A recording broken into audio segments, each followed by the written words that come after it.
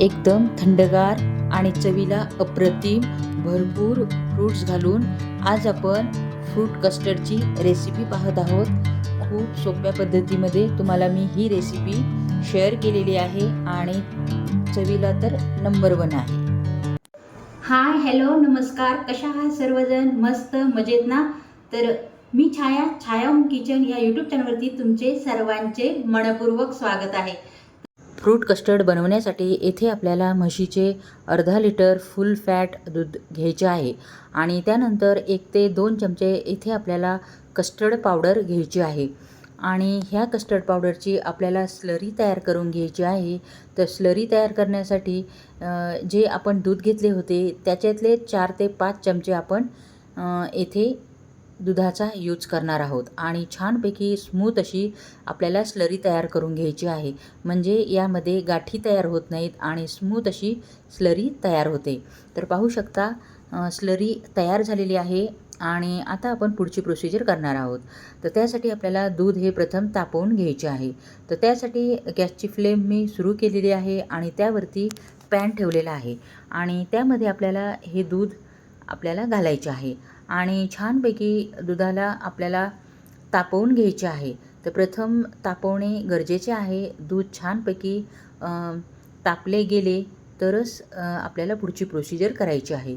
तर दूध छानपैकी तापले गेलेले आहे आणि त्यामध्ये आपण ही स्लरी तयार केलेली होती ती यामध्ये घालणार आहोत. तर पाहू शकता अगदी थोडी स्लरी वाटीमध्ये शिल्लक होती तर थोडे दूध घालून मी ती मिसळून घेतलेली आहे आणि छानपैकी आपल्याला हे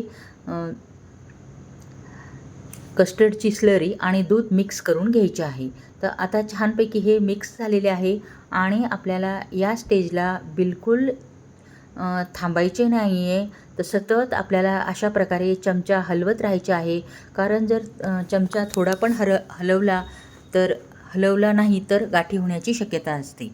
तर यामध्ये 1/4 कप मी येथे साखर घातलेली आहे. आवडीनुसार तुम्ही येथे कमी जास्त करू शकता आणि त्यानंतर आपण येथे व्हॅनिला इसेन्स घालणार आहोत.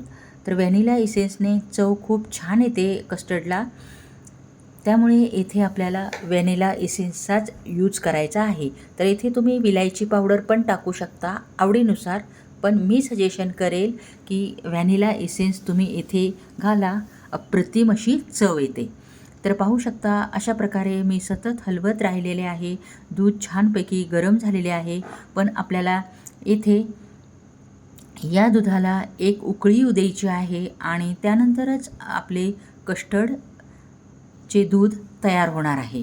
तर पाहू शकता मस्तपैकी अशा प्रकारे 5 ते 7 मिनटातच आपले कस्टर्डचे दूध तयार होणार आहे. अशा प्रकारे मी सतत हलवत राहिलेली आहे. पाहू शकता दुधाला थोडा थिकनेस आलेला आहे कस्टर्डमुळे. तर पाहू शकता छानपैकी घट्टसर असे दूध झालेले आहे, पण आपल्याला या दुधाला अगदी एक उकळी येऊ द्यायची आहे आणि त्यानंतरच येथे मी गॅसची फ्लेम बंद केलेली आहे. तर पाहू शकता दूध आपले रेडी झालेले आहे आणि ते मी एका बाउलमध्ये काढून घेतलेले आहे.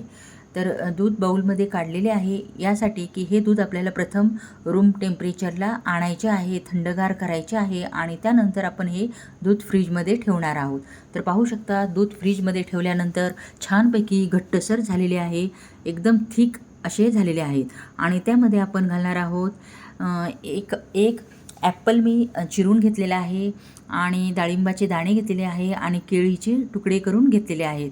पाहू शकता सर्व फ्रूट्स मी येथे एक एक करून घालणार आहे. प्रथम मी ॲपल घातलेले आहे आणि त्यानंतर केळीचे अशा प्रकारे छोटे छोटे स्लाइड्समध्ये मी कट करून घेतले होते आणि त्यानंतर आपण येथे घालणार आहोत डाळिंबाचे दाणे.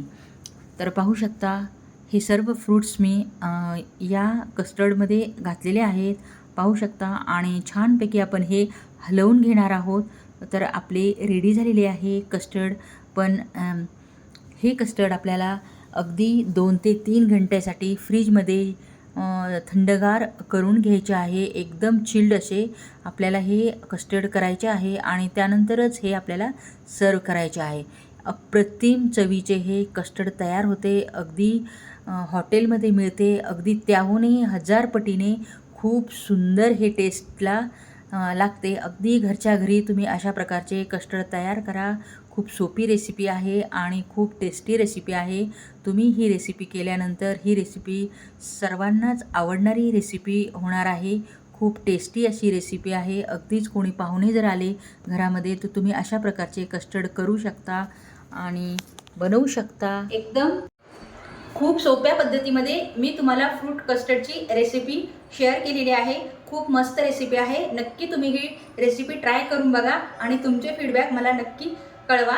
तर तुम्हाला ही रेसिपी थोडीफार पण जर आवडली असेल तर चॅनलला लाईक आणि सबस्क्राईब करायला विसरू नका. पुन्हा भेटू अशाच एका छानशा व्हिडिओमध्ये. तोपर्यंत नमस्कार.